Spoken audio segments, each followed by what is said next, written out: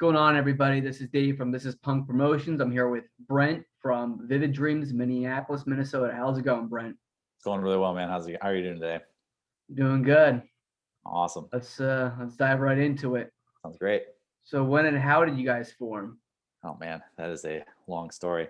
So the band actually formed out of the last band I was in.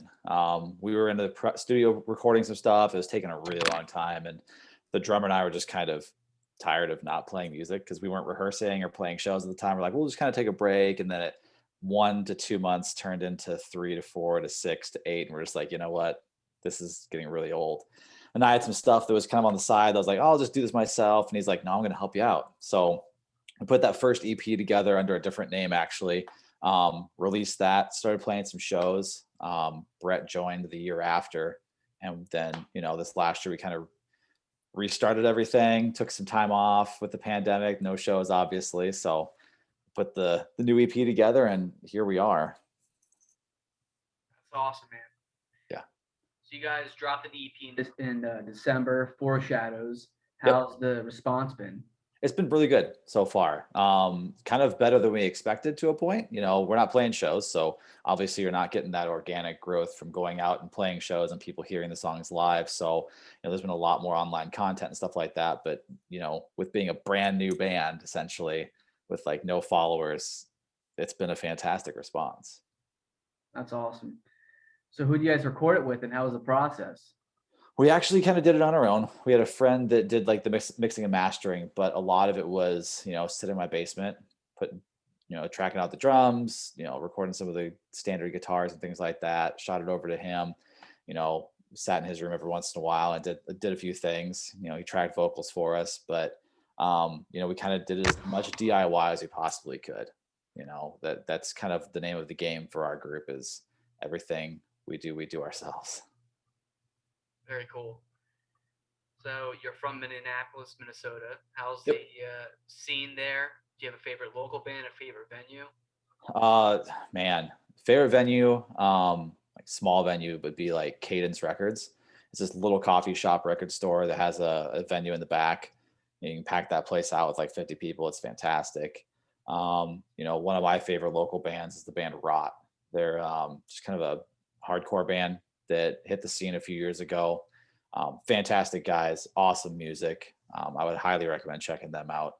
But the scene here is fantastic. It's great. There's so many just different little pieces to it. If you want to go watch a bar band play, there's a million bar bands that play every single night. If you want to go catch a hardcore show or a house show or something like that, there's just something for everybody. Honestly, you can't beat the Minneapolis music scene.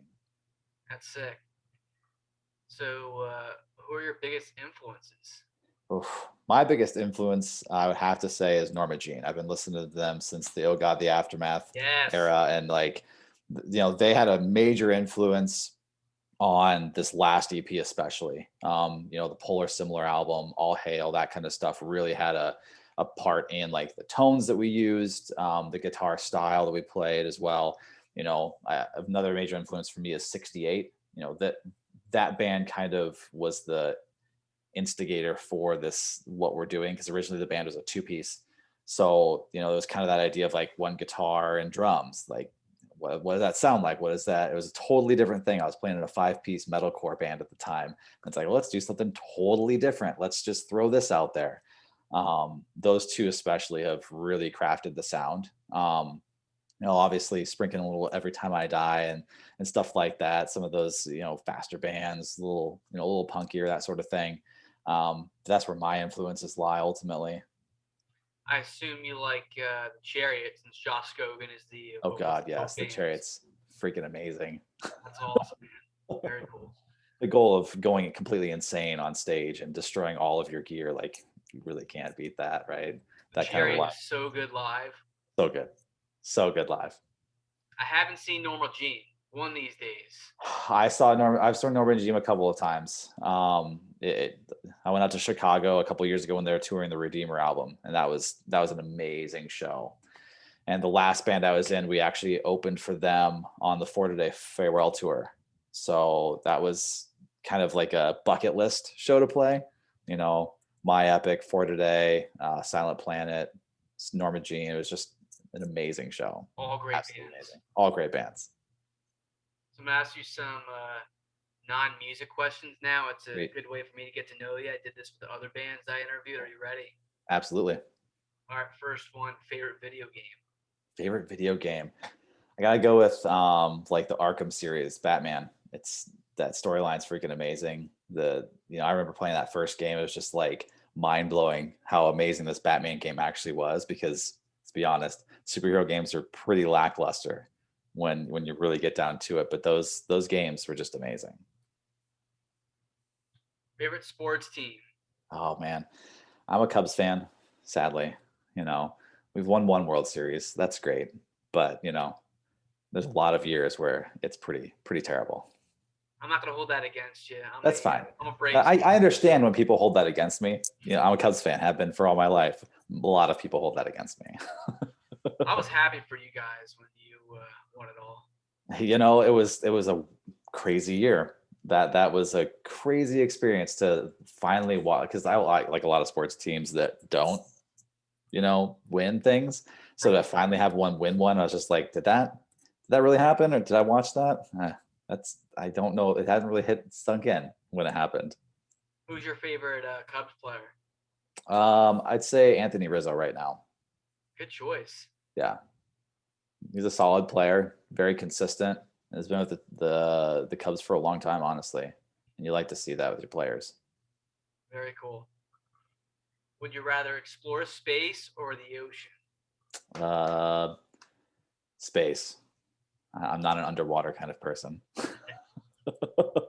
In the water's fine. Under the water's different story.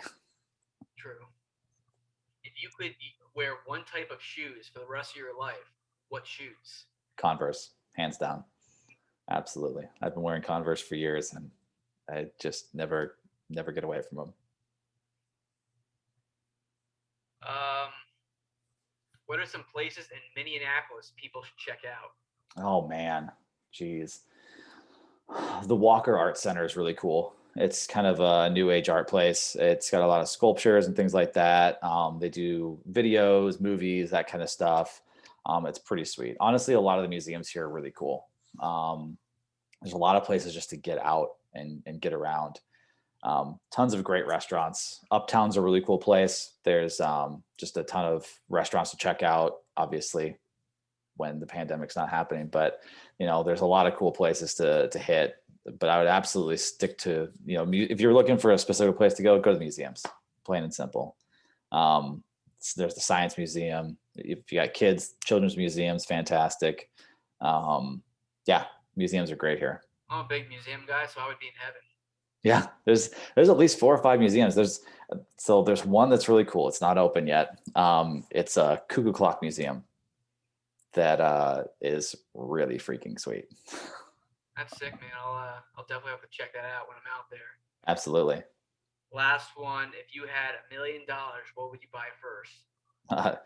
A guitar. Obviously. As many guitars as I possibly could buy. Vintage, probably all vintage. Get some actual 52 Fender Telecaster or something like that. Something really sweet. That's awesome. Yeah. Well, I appreciate you coming on and chatting it up a little bit. I really appreciate you supporting me, and this is Punk Promotions. It was great to finally meet you. Yeah, definitely. It's been great to meet you and answer the questions you have, and looking forward to doing it again. And next time the other guys will be on. Yeah, next time we'll make those other guys get on, because they got to do something. Right. They gotta pick up the slack. That's right. All right, man. We'll have a great night, and we'll be in touch. Absolutely. See ya. See ya.